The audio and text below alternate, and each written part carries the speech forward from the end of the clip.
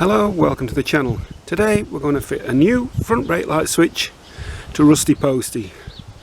The front brake light is not working and this should cure that fault.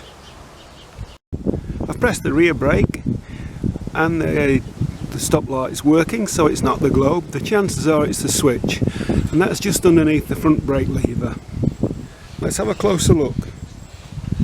The front brake light switch lives just underneath the front brake lever. I've loosened the screws on the switch gear so we can lift this around and you can have a better look.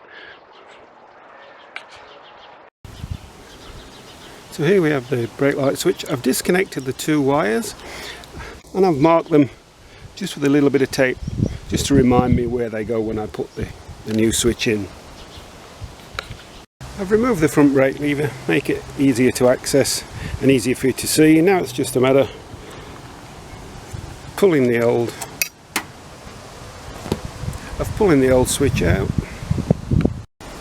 So here we have the new switch. Pretty simple, but one thing to remember, don't forget to buy the new rubber boot that fits over the end of the switch.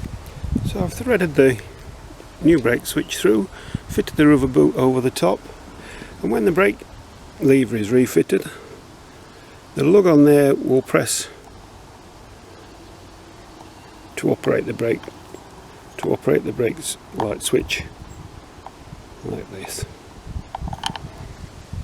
Just a matter now feeding the cables, feeding the wire through into the headlamp shell, reconnecting the two terminals. So all I need to do is to reconnect the two wires into the connectors there.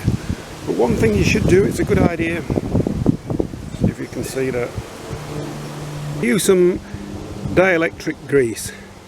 It's ideal for the connectors on the electrical system on your CT, because as we know, that's the Achilles heel of our little posties. And that's the job finished.